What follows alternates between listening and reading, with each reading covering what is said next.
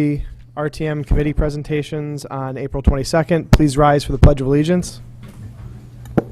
Pledge allegiance to the flag of the United States of America and to the republic for which it stands, one nation, under God, indivisible, with liberty and justice for all. The first item on our agenda is the sale of 150 Trail Street.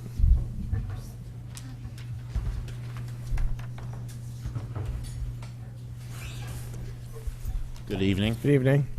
My name is Brian Carey. I'm the Conservation Director for the town of Fairfield.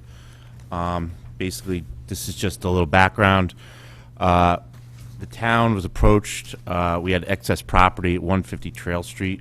Wasn't really being used for anything. Trail Street's not actually owned by the town. It is a private road and right-of-way. So we got approached by the neighbors to actually sell the property. And when we go through a property sale, we go through a public bidding process. So we had an appraisal completed on the property in April of 2018, and that appraisal came back at $65,000. So we put the property out to bid after checking with all the independent departments if there was any use for the property. Everyone felt that there was really no town use for it. It's sandwiched between two residential lots. And it's just a big rock outcropping. Property was taken through tax foreclosure in 1993, so it's kind of just sat there as an orphan property.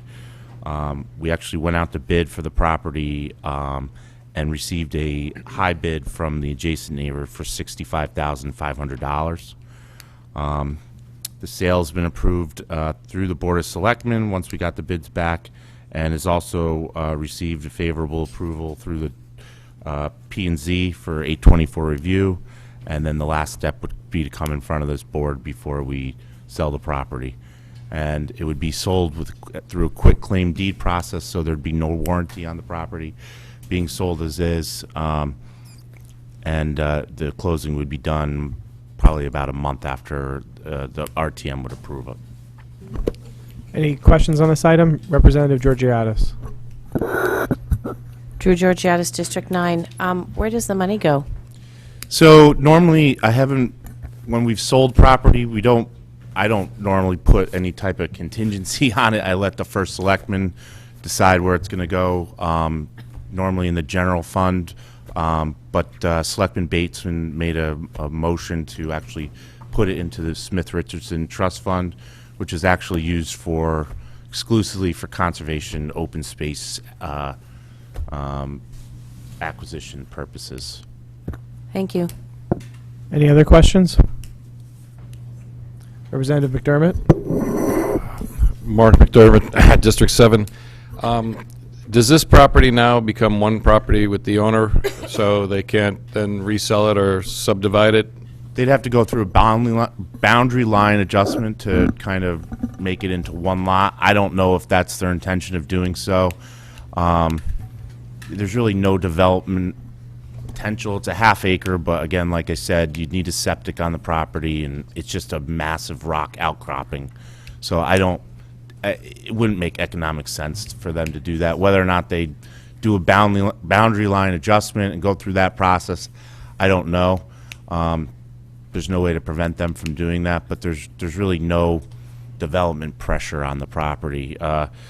So the site was it's assessed value with the town is $63,000. We're basically getting the assessed value, not the appraised value for the property.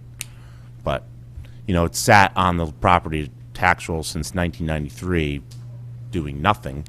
It's not something that we would, advertise as open space between two houses and another private property. There's nowhere to park. It's basically just the right-of-way ends, and then there's this piece of land. Thank you. Any other questions? Seeing none, thank you. Thank you. The next item is the proposed amendments to the senior tax relief ordinance. Is there any discussion on this item? Seeing none. Next we have, for the first time, the reusable checkout bag ordinance. And I'm guessing there's a presentation. Thank you, Ms. Moderator. We actually have put together a presentation that's going to involve a PowerPoint, and if we can have permission to go to the front to get this started. We have a group going. I'd like to recognize that the first part of the PowerPoint is with regards to just information about plastics in the environment, and I'd like to give congratulate and thank Representative Lauren Beauvais for the work that she put together, putting the statistics together and the slides together in a very comprehensive manner. I think you're going to be very informed and interested by it, so thank you, Lauren.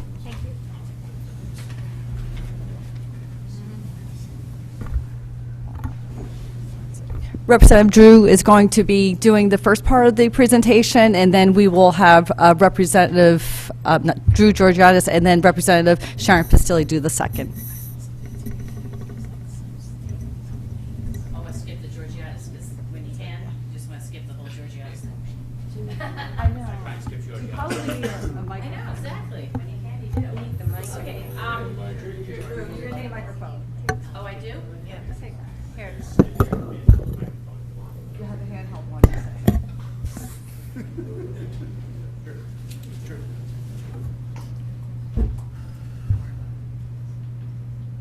Oh, so you think I should?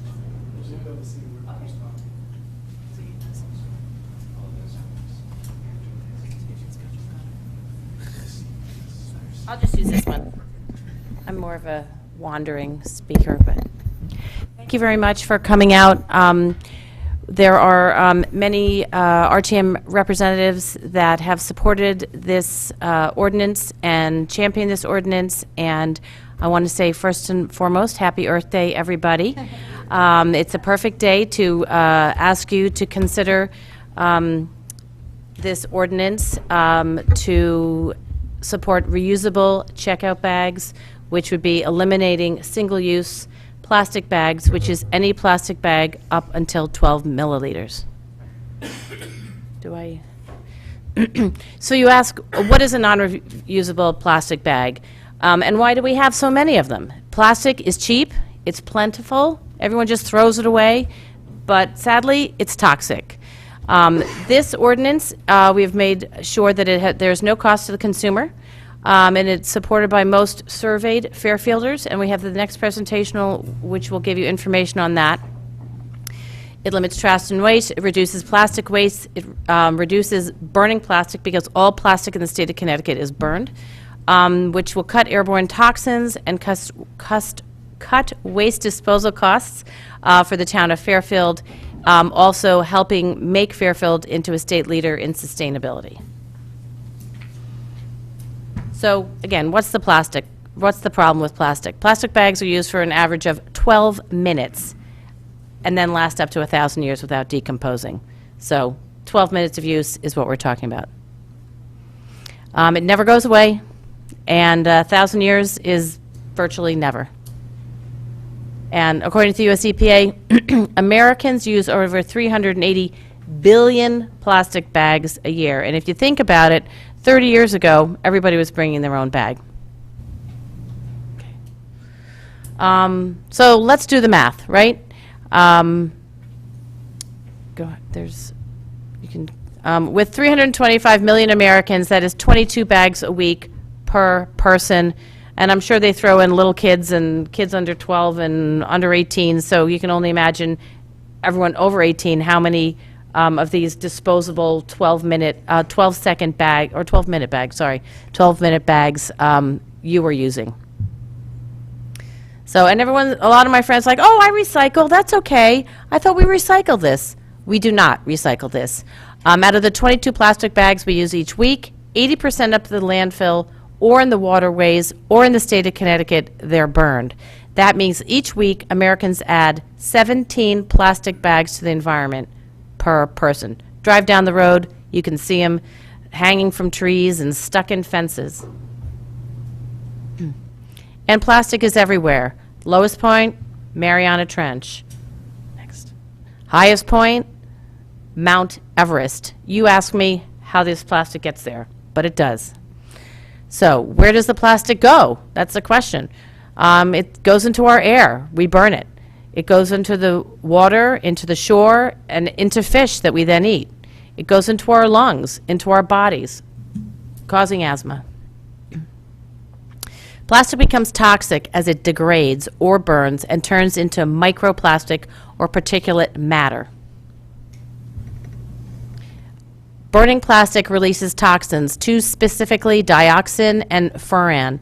They both are known to cause cancer, and either one or the other, shortness of breath, dizziness, liver, kidney damage, basically none of it's good.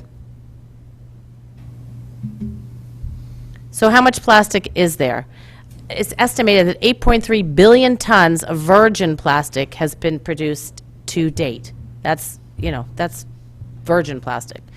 And as of 2015, approximately 6.3 billion tons of plastic waste had been generated. And these are global numbers, not Connecticut numbers. So 9% is recycled. So when you think, oh, I recycled that, it's only 9% that's getting recycled. 12% is incinerated nationally, but in Connecticut, that's 100%. And 79% is accumulated in landfills and natural environment. And if we'd had this discussion a few years ago, China was buying a lot of our recycled plastic, and even the town of Fairfield was actually making money. We were offsetting the cost of recycling by selling our plastic. China has put an end to that. So a lot of municipalities around the country are now, instead of going from black to red, and more of that plastic is getting burned. Here are some, I'm sure you've seen these, everybody's seen them, where the plastics sort of get caught up in the currents globally and are in the water, sharing the water with fish and plankton. And this is how long it takes to biodegrade, okay? Your styrofoam cup, 50 years seems reasonable when you compare it to the aluminum can, but at least after 200 years, that's gone. And the rest of the stuff, nappies, plastic bottles, fishing line, it's a long time. As if you're at all worried in your carbon footprint and you're interested in these numbers, instead of talking about recycling now, we talk refuse, reduce, reuse, recycle is number 4. So food chain, right? We talk about this when we're in high school or maybe college. Sadly, when you add plastic to the food chain, what happens? It reacts with the ocean water, it creates PET, or polyethylene terephthalate. I was an English major, so. And it enters that food web, that food chain. The animals eat it, and we eat it. I'm sure we've seen that 60 Minutes where they open up the dead whale, and inside is a lot of plastic. So, again, math, do we want to do it? But let's do it anyway. If 78% is littered, 12% is incinerated. Again, these are national numbers. And that means 91 of our plastic ends up in our environment one way or the other, either in the landfill, in the air, in the water, or in the animals we eat. These are, and we have a handout that we'll hand out to you, and all of this information and all of the footnotes and all of the sources are listed on the final page. Asthma rates, these have been going up for years. They continue to go up. These are some of the latest information from exposure to plastics. I know I gave up BPAs probably 5-6 years ago when I became aware of them. But they are hormone disruptors, and they can lead to some pretty serious, they just have some pretty serious side effects. So what can we do? We are here in Fairfield. We're trying to do what we can. People might think it's a small effort, but every little bit helps, in my opinion. 1 billion plastic bags are used each year in Connecticut alone. We have approximately 1.7% of the state's population.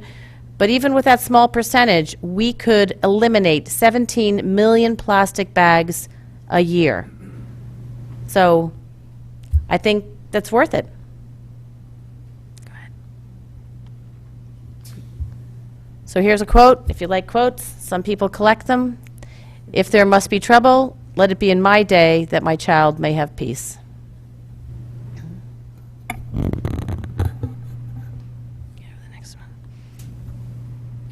Is that the last of it? Yeah. Okay. I thought there was one more. Wait, sorry, Great. guys. Thank you, Drew. Wait, I think there's one more. So it says being a coastal community. Absolutely, we have a responsibility. I know, I'm sure you guys have boats. We've been talking endlessly about the marina and the amount of people who love to be out on the Long Island Sound. There's a lot of trash in the Sound. And again, we are a coastal community, and therefore we have a responsibility. There's another one. Who else is doing it? There's a list of other communities that have already passed similar ordinances. Branford, Greenwich, Guilford, Hamden, Mansfield, Middletown, New Britain, New Canaan, New Haven, Norwalk, Stamford, Westport, Weston, and Wilton. And so that's just the beginning. But again, we can be one of those. We can be a leader in the state of Connecticut. I think it's one more. Unless we don't. Let's please do something. Thank you very much. Oh. I've obviously seen this before. It's not going to cost anything. That's the good news. There's no cost to the consumer. Is there another one? So why should you support the reusable bag ordinance? It began, no cost to consumer. A reduction in trash and waste in local waterways. Less plastic waste means less burning plastic and fewer airborne toxins. Reduction in municipal costs for the waste disposal. Fairfield will lead the state in sustainability. We're already a leader in sustainability. Let's add this one more thing to what Fairfield does for the environment. And most of those surveyed in Fairfield approved the reusable bag ordinance that we're presenting to you. We got 2 more slides. Okay, there we go. Again, another quote for people who like quotes. We do not inherit the earth from our ancestors, we borrow it from our children. Now, thank you. Great. Thanks, Drew. I wanted to point out that Sharon Pastilli worked very hard with regards to a survey that we had got out to the consumers and to the residents, and she was able to crunch numbers together, and that was the big request, was how it's going to impact the town overall, and was their support. So I think that you'll find after her presentation that the support is there. Thank you, Sharon. Thanks, Representative Dean. Sharon Pastilli, District 3. And so I'm going to present the survey that we had made available to the public in the months of January and February. And we received 1,113 respondents from the town of Fairfield, letting us know their attitudes about the proposed reusable checkout bag ordinance. We asked if they support the change that we're proposing that replaces disposable plastic bags at retail checkout and encouraging residents to bring their own bag. And we found that 78% of residents were in favor of the ordinance. We also asked residents if they currently bring their own bags when they shop, and 73% indicated that they do, while 27% indicate that they don't. And then we asked people if they could just provide, their thoughts and comments. And when I was reviewing all of the information, there were quite a few people who said that they remember their bags most of the time, or that they try to, and that they really felt that this ordinance is going to help them create better habits to make this really more of a way of life, to remember to bring your reusable bags. And so it will help change behavior, and the comments were on the most part very positive. And so there were also a couple of comments that we received where people were concerned about bacteria in using reusable bags. So that was one thing that came up as an issue. And then we also asked people what they did with their bags when they brought them home. And most say that they repurpose them, but ultimately that they end up in the trash. And then quite a few people also say that they recycle them at the store, like in the receptacles in the entranceways of like ShopRite and Home Depot. And 4% say that they throw them in the trash, and I thought this was pretty amazing. There was 1% that said that their bags never ever end up in the trash, so they must reuse them many times. They must have antiques, but anyway. So we asked if they would if they would support the bag ban, and most people were largely in favor. So I don't know if anyone had any questions on the comments or the information that we gathered on this. Any questions on this? Let's wait until the end and then Oh, take okay, questions sorry. at the end. Yeah, Sure.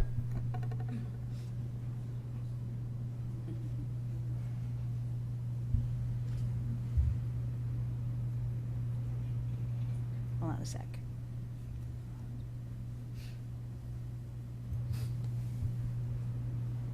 Okay. So were we going to do, did you want me to do pages from the, which one?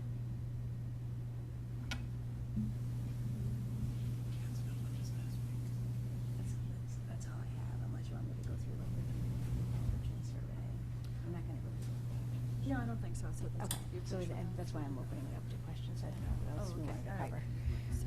So Phil, we're done, and what I can do is hand out the handouts of the PowerPoint for the representatives to look at more closely, and it's that of the slide.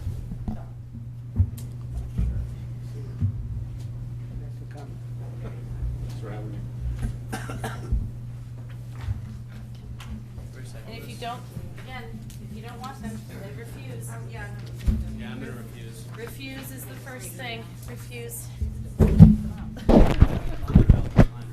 Yes, it'll be available online.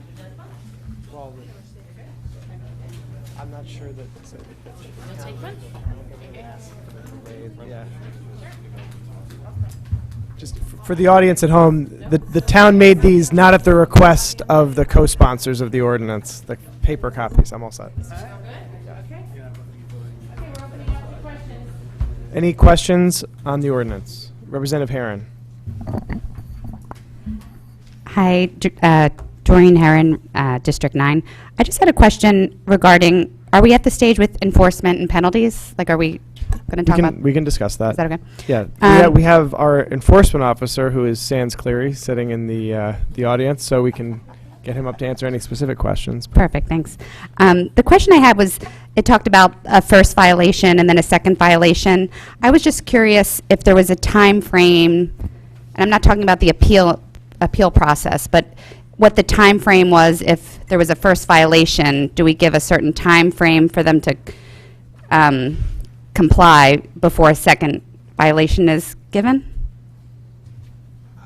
I believe that's spelled out in the ordinance. I think there's I forget what we talked about. I know I had suggested there was a time frame specified in there. I suggested a shorter one, and then some agreement was made on. Maybe it was 30 to 45 days or something like that. Or so maybe I missed it, but it was unclear to me. If someone could direct me where that is in the ordinance? There's a 10-day period for a right to appeal, and that's in section 84-31. So I guess I was a little confused. I did read that part about the 10-day appeal. So if they have a violation, I don't know if I'm phrasing this correctly, but is there a given amount of time that they have to comply before a second violation is given, regardless of an appeal? My assumption was that they would be given those 10 days to comply. Okay, thank you. Further questions? Representative Tallman? Hi, Peter Tallman, District 8. Because of all the dog walkers in town, do you have any alternatives for dogs? Because that's the biggest, not a pushback, but the biggest concern for obvious reasons. And I noticed that before California passed this, they tested like 140 towns, and they found out in those towns plastic bag sales went up 120%. So unless we get a viable alternative, I don't know if it's going to have the effect that we're hoping for. Well, there already is a viable alternative. Trader Joe's, for one, all of the vegetable bags that they use in store now are compostable, and they're made from cornstarch. So the corn industry has stepped up, and things are becoming more affordable. Cornstarch plastic forks, cornstarch plates. So this other industry of corn is stepping in. So they're already compostable dog bags. Yes, you will have to purchase them. You won't be able to use your free single-use plastic bag for them. But there is, some funny talk, like, in 1,000 years when the archaeologists dig up and find all this well-preserved dog poo in plastic bags, what will they think of our society? So, yes, there are Because I was at compostable. a pet store today and they didn't have any. They didn't have, No. And the ones they did have were better than plastic, but I think they're like 10 times the price of going to buy, BJ's or something to buy them, and that's what I'm afraid of. Again, it depends where your priorities are, but they are available. I have them myself. So there are alternatives. Thanks. Further questions? Representative Gerber? Or does Representative Dean want to respond? Just raise your hand to be recognized. This I know, but I have 5 people ahead of you. So No, she wants to address He the wants to question. respond. you want to respond? Okay. It's hard for me to tell who's responding to which question when they ask to be recognized. You can respond. One of the things that we're not banning product bags, and I think that that's helping many dog owners, including myself, who will be reusing our newspaper bags that deliver our newspaper to pick up after our own dog. And I know that quite a few neighbors are doing the same thing. Thank you. Representative Gerber. I don't think. Hello? Can you hear? Okay.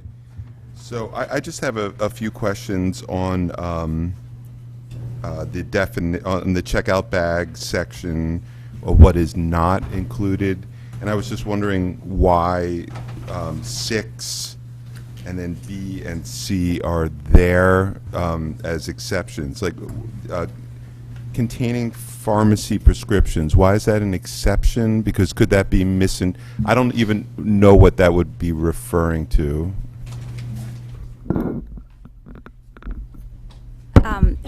I was thinking just primarily as a sanitation issue for the scripts, and I was following ordinances written by New Haven, New Canaan, and Norwalk. So this was the language that they used, and I thought it made sense to me. Scripts don't come in plastic bags, though. Some do. I've gotten them at pharmacies. Okay, so this couldn't be misconstrued as being sort of the CVS bags, which are the worst of the bags that I've ever seen. That's not how I was interpreting it, no. And then newspaper bags, those are for delivery, so those wouldn't be included anyway, right? Those are the small sleeves on newspapers. Which are used for delivery, right? Right. So these are for, the ordinance is for, they would be excluded anyway because they're not for carryout. So does it need to be in here, or is it just for safety purposes? I think it's better for clarity for the businesses and for people selling items like this. Okay. And then the same kind of question for bags sold in packages. I'm not sure what that means. If it's packaged, if bags are packaged in a bag, then it wouldn't be for carryout anyway, right? I think it was just trying to, are you talking about C? C. Yeah, I think that was trying to point out what Representative Dean just pointed out, that items in multiple bag forms, like the garbage bags and the dog bags are exempted from this. So stores can continue to sell those types of items. But they're not Even though that they're placing plastic something on bags. the shelf into another plastic bag. These are already on the shelf. They're as a already plastic on the bag. shelf. Yeah. I mean, But they're below the 12 milliliters.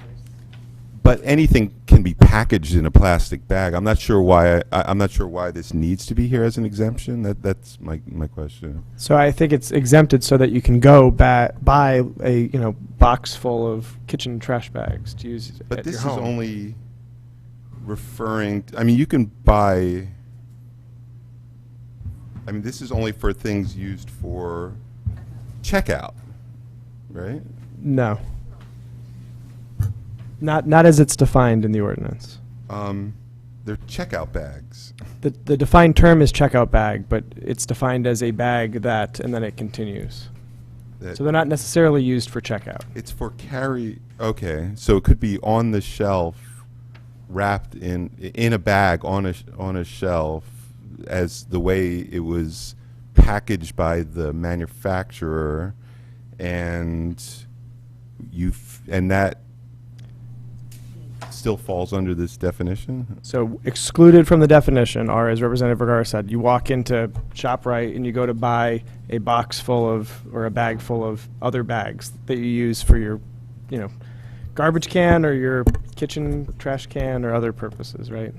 So I'd like to explain, so let's say you have a party for your kid and you're giving out goodie bags and they're carry-out bags, but you're buying 24 together because you're then having the party.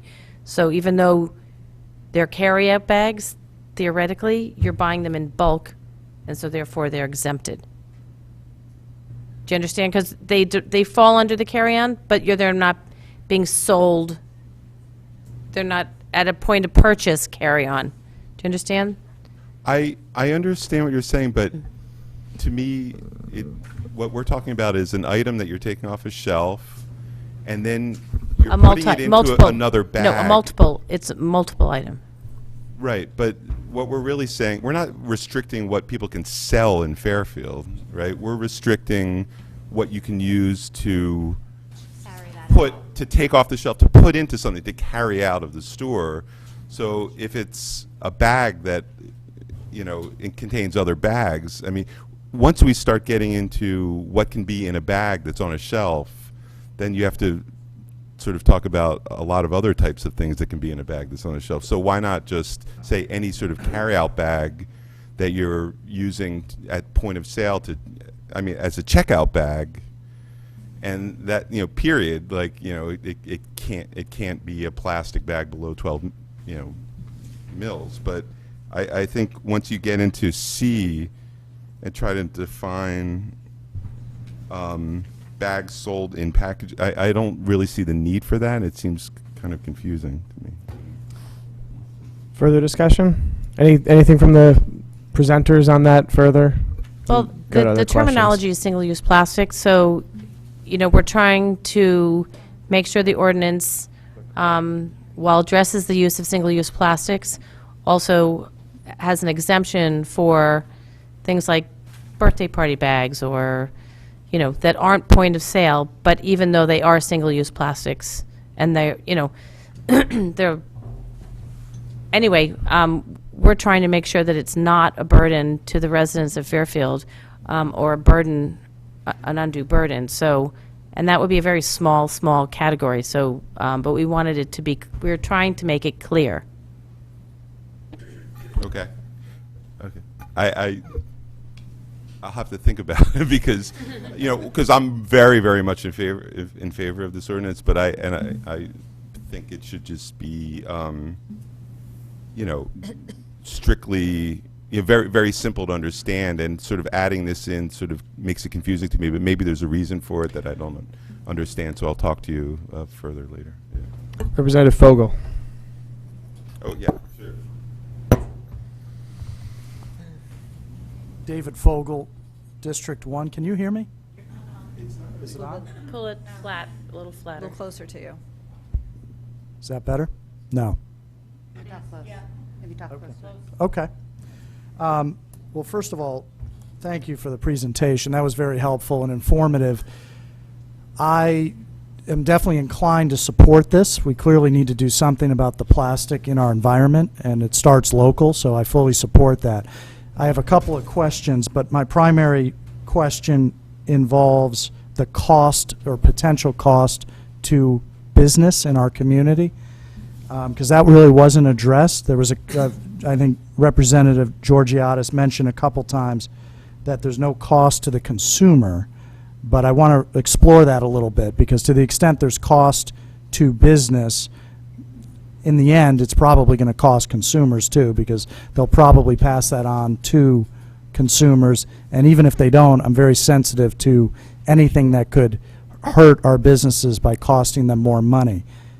My hope is that that has already been explored, and the answer is there's very little or no cost to our businesses. So my question involves that. Have you looked into that, issue? Have you talked to businesses that have a lot of plastic bags? What is their reaction to this? And then a specific question involving that, would it, if they can't offer plastic bags and they have to offer paper, or obviously some people will show up with their own bags, is that a significant cost increase to them? I'd like to address that initially, and then perhaps there's some more information here. We're trying to change a behavior, and sometimes, it can be a little rough starting on changing the behavior. We're not sure how the businesses will respond. If they do sell paper, it needs to be recycled product and recyclable. And there are, I mentioned Trader Joe's before, they're trying nationally to eliminate as much plastic as possible, and they do provide paper bags for the consumers. But again, from a business standpoint, as you know, when you go into the stores, they're already selling those reusable bags. So when you go to the store, they're also going to be making money selling the reusable bags, whether they're the 12 mil plus plastic or made from other materials. Like every single grocery store I go in now sells bags that nobody even bought before, but now, because they'll just like, oh, I'll just take the free 12-second bags or 12-minute bags or, those single-use plastics. I don't know if that answers your question, but it is a national and international movement, so I'm sure they'll figure out how to make the money. Well, yeah, but have you talked to them about it? I mean, because maybe they're supportive to some extent. I don't know. Sharon Pastilli, District 3. So in December, the Chamber of Commerce surveyed the merchants to ask them what their attitudes were. And of those who spend $500 a year or more on bags, there are 27 respondents that spend $500 a year or more on bags, and 70% of them were in favor. Of all respondents, of which there are 102 respondents, 61% said that they were in favor of an ordinance eliminating plastic bags less than 12 mils. Okay, that's helpful. That's good. But back to the point about the recycled paper checkout bag, which is the defined term. If I go into a grocery store now and I want a paper bag, is that the same bag that is currently offered generally, or is this a different bag? And more importantly, is it going to cost them significantly more money to offer this type of paper bag, or no? Does that make sense? It's pretty standard. The ones in Westport are made from recycled materials.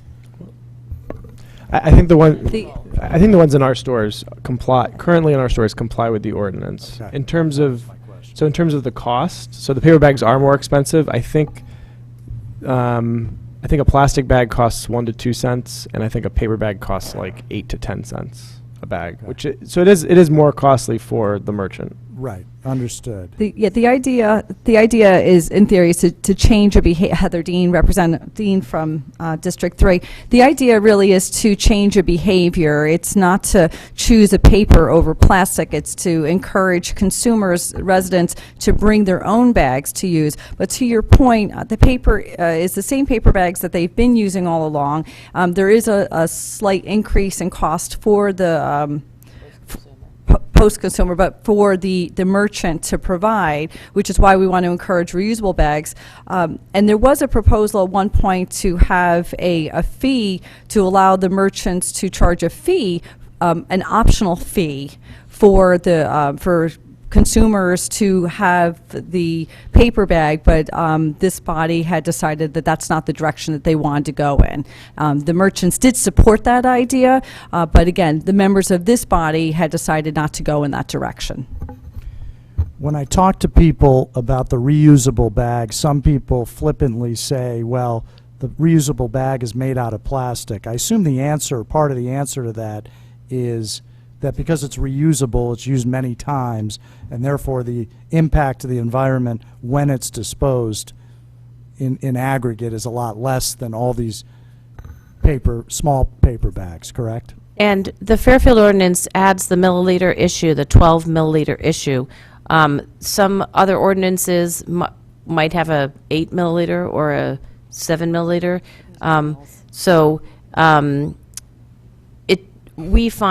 We believe that by including the 12 milliliter, that it truly is reusable, right? So it's not just sort of, oh, well, like, let's make something a little less flimsy, or they can use it once and then it breaks. So Right. we're trying to really change behavior. Okay, sorry, just a couple more and then I'm done.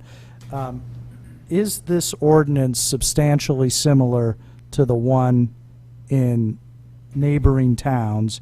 And how does it compare to the statewide proposal, the current version of that?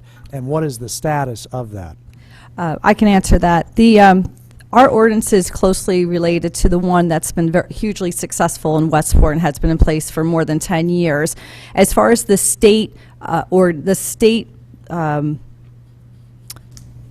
bill proposal, what they're doing is they have something that's significantly less meaty, if you will. They're looking at 2.5 mils or less to be banned. We're looking at 12 mils, which is a significant difference in thickness and availability. And also they're looking at proposing a fee or a tax even for the using paper instead. It just doesn't have the strength behind it or the support,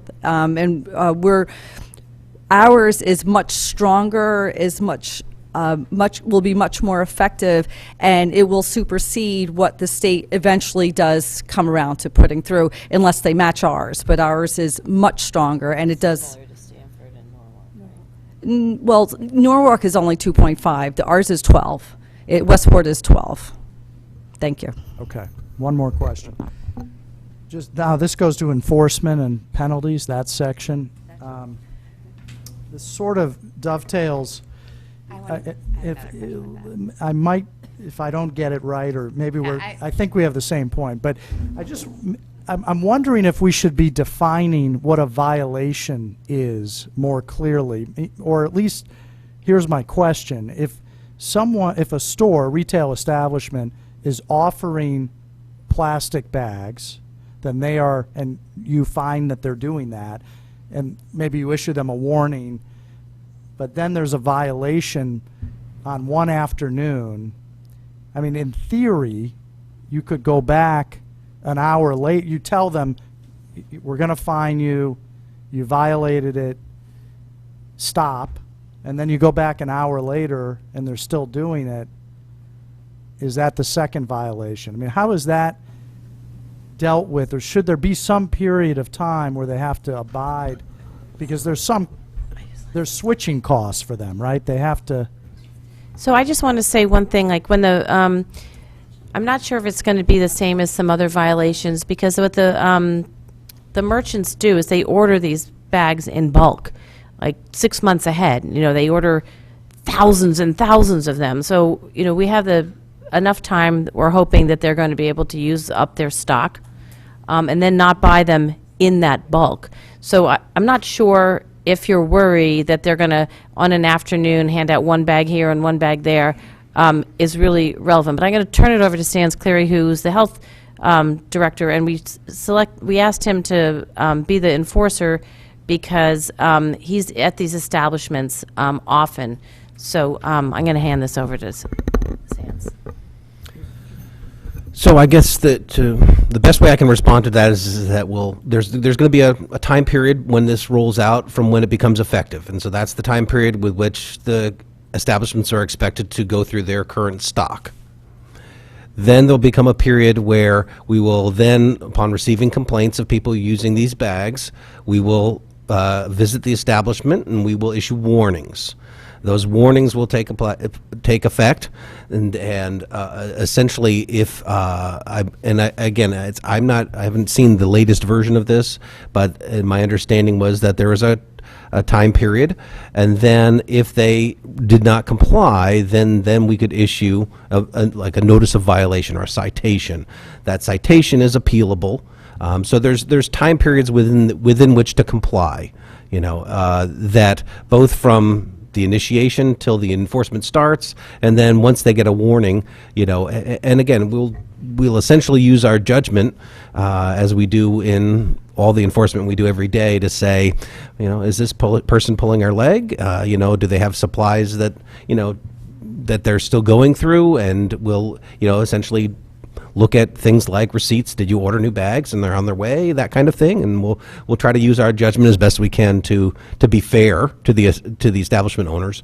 And we're not looking we don't think this will be a large revenue generator. We're looking to be fair and reasonable, promote business in town, but to also, as I said, change behavior of ourselves. If I could add to that, please. We took this into consideration because we are a small community. We do have a lot of small merchants. We want to make sure that we don't create a hardship and that we're friendly and that we want them to be successful. We've extended the date for the effectiveness of this ordinance to be February 1st, 2020. It's the longest in all of the communities that have put something forward. Most of them are within a month or even just 6 months. We're going to February 1st. And we did that for a reason. We wanted to move away from the fourth quarter, and we wanted to have them have success with what they were doing.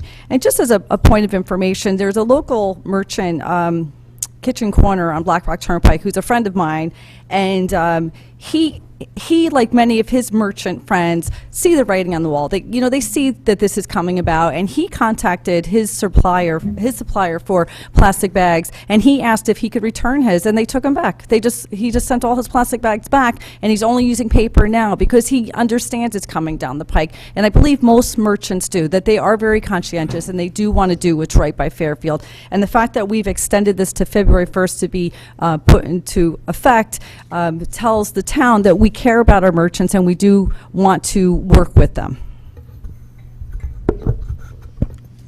Do any of the other presenters have anything to add? Sharon Pastilli, District 3. And so with respect to the large retailers, we made the date February 1st because that's when their fiscal year begins. So for budgeting purposes, it lines up with their fiscal year just to make it easier for them. Representative Basili, can you send me the final results of that merchant survey so I can send that out to the body? All right, thanks.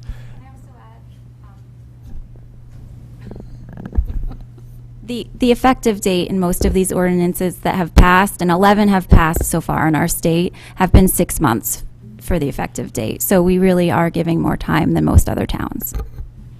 So I had Representative Lopez next, if you have something still. Hi, Erin Lopez, District 2. I think that you guys have done an amazing job. I know how much work has gone into this, and I thank you for that because I think this is very important.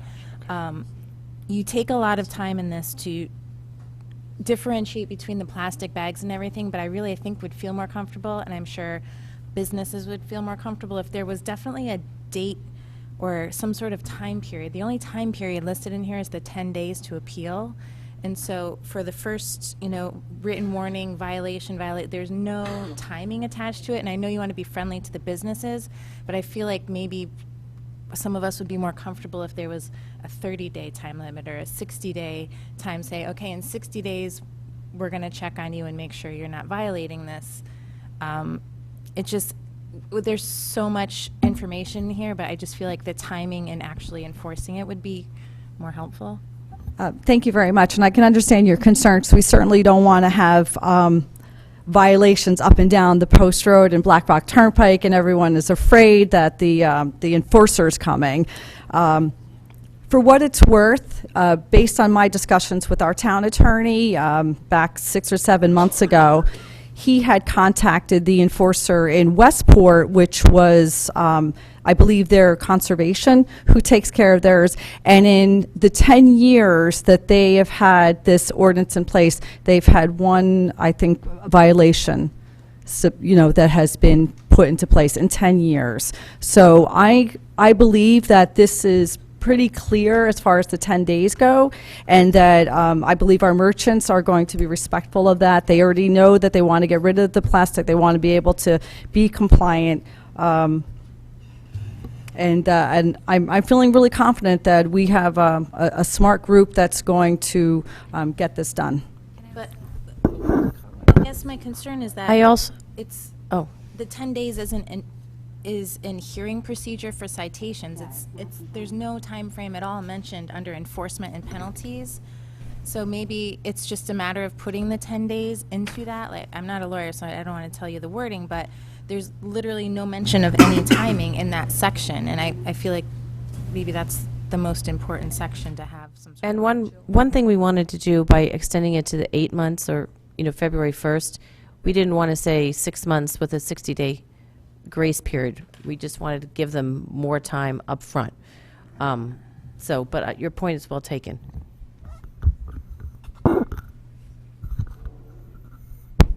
There's a range in complexity with these ordinances and how well spelled out all this procedure is. And it gets very verbose and actually more confusing. So it's this kind of very difficult balance between giving people the clarity for that procedure and having an overwhelming amount of language. So we tried to hit the right balance between that. I thought we got that balance. Representative Walk? Jay Walk, District 5. I just want to revisit the poop issue. So I want to go back to Representative Tallman's thoughts on the use of these little plastic bags. So when I was the president of my condominium for many years, one of the things I did was we had an issue about poop around 4 streets, which borders where we are. We're by Stratfield Road, Melville, Montauk, and Fairfield Woods. There was a poop issue. So what we did is we put these little stations up around our condominium.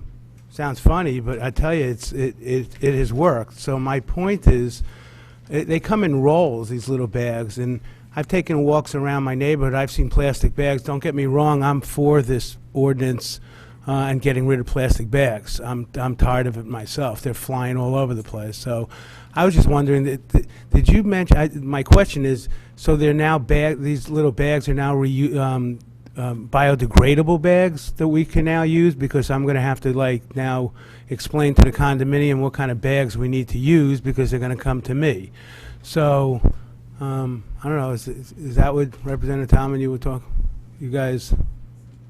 I didn't see I if that makes any sense, I don't. No, I believe it's not. I believe that goes back to Mr. Gerber's point, where you can buy rolls of 30 non-biodegradable dog bags if you want, but great. they are biodegradable. But we're not restricting; those are not point of sale. So just on that last point, so the walks around my neighborhood, I don't see, these people are responsible. They have been throwing their bags out, these little bags. So, but right, I understand. So, all right, thank you. I have Representative Garskoff and then Representative Herron. Thank you, Mr. Moderator. Josh Garskoff, District 5. I wanted to go back to Mr. Gerber's comment before. I tend to agree that the sort of listing of bags that are not included is kind of awkward since the definition sort of bars them anyway, but I also see the value of having that list there because I think for people reading this, they're going to want to know what's not included. So I think there might be just some language change that might solve it. Instead of saying the term shall not include, maybe it's like note, this does not include, or something like, just maybe a slight tweak in the language might be useful. So I guess I don't have a question at all, just a comment. Thank you.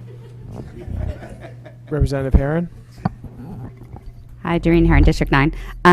Thank you for clarifying. That was my question.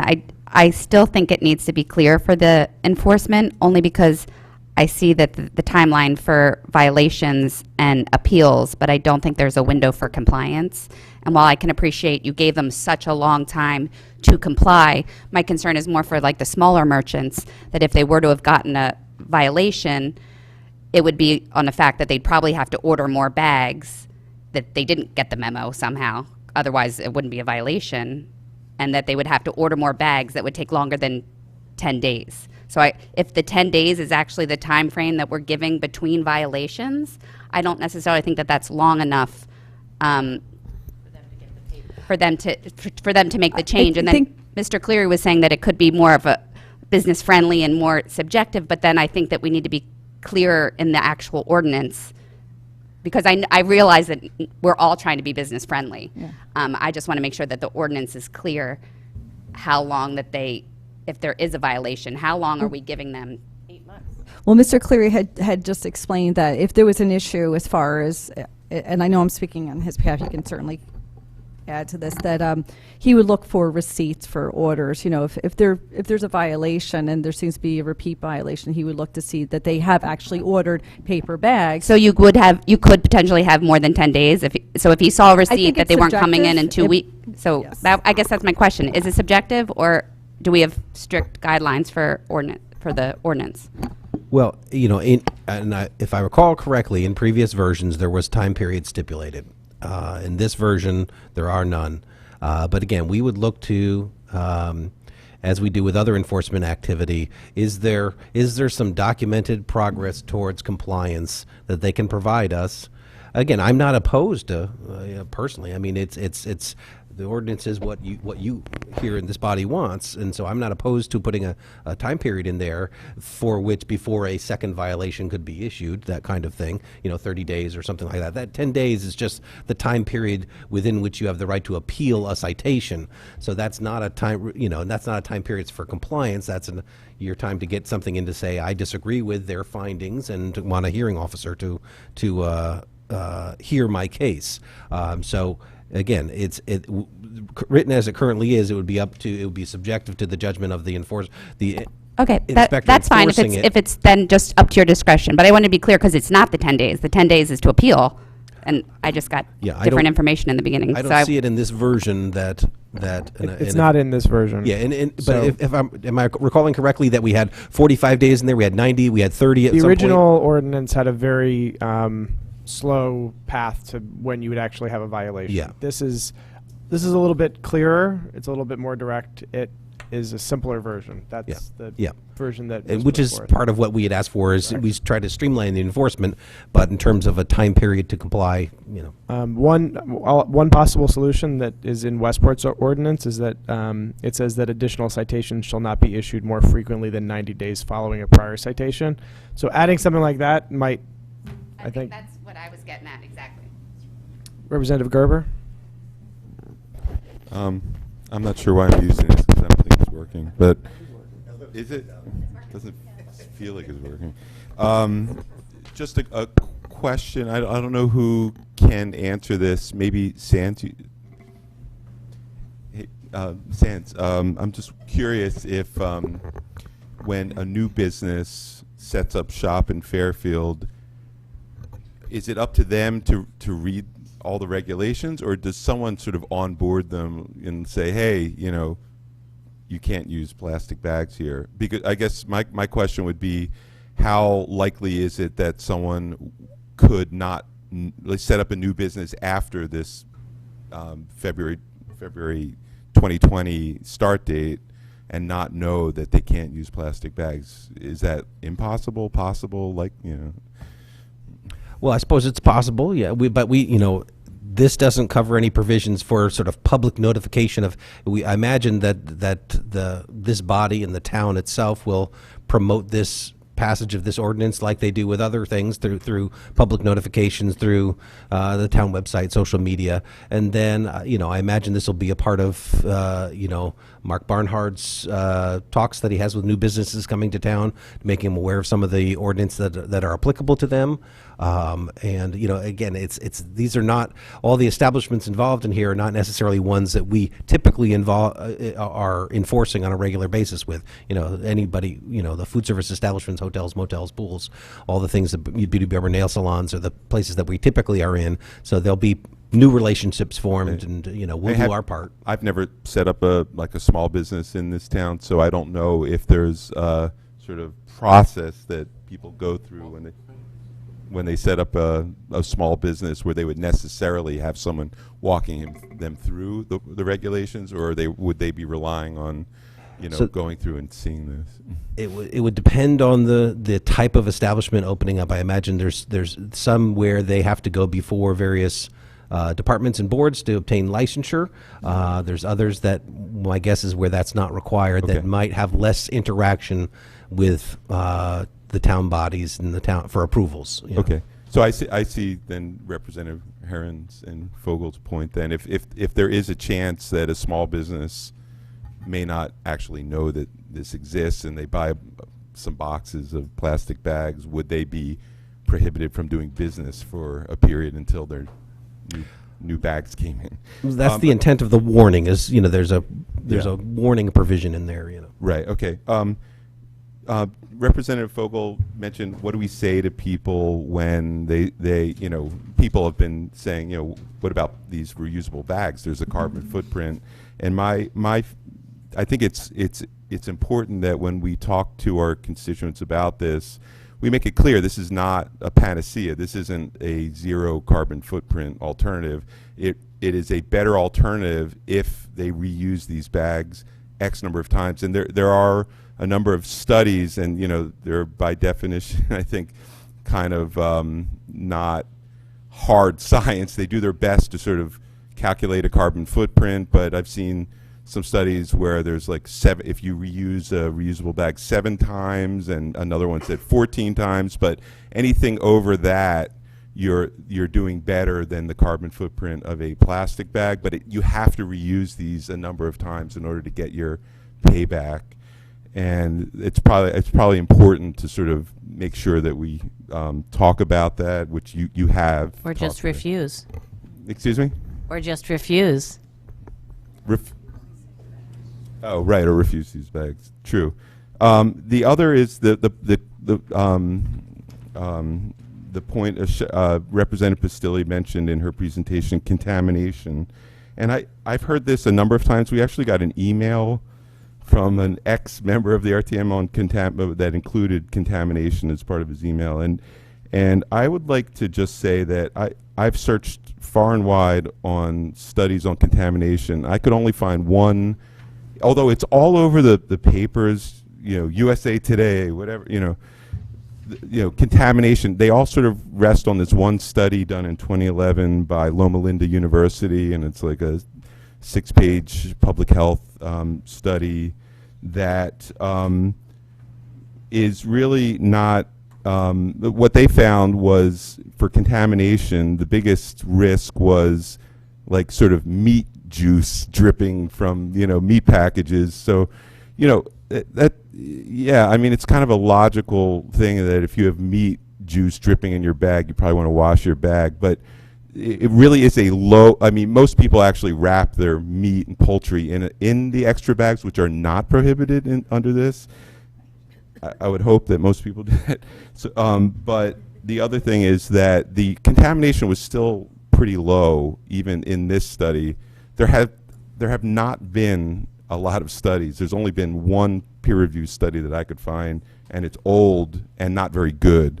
So I would caution people to sort of talk about this like it's a fact, because I actually don't think it's a fact that contamination is an issue.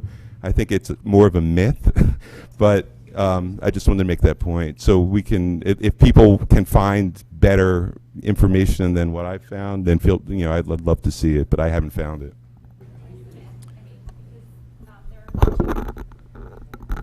There are many towns in California that have had these ordinances for a really long time. Like San Francisco, it's one of the longest running ordinances, and that town has not seen any increase in foodborne illness at all. So it's not verified at all. Further questions or comments? Representative Fogel.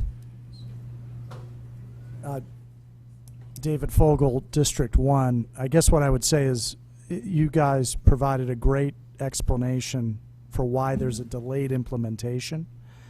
But notwithstanding that, I would still ask you or urge you to consider changing the language along the lines perhaps of the Westport ordinance to deal with some of our concerns. And my guess is others have the same concerns with the time period between potential violations or penalties. I think if you can address that, you will have even more support, and I think that would be a good thing. So I would just ask that you consider that before we vote on it. Thank you. Further questions or comments?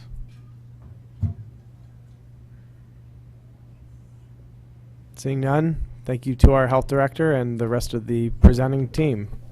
That's the rest of our agenda, so we're going to break up into our subcommittees. Please find your chair.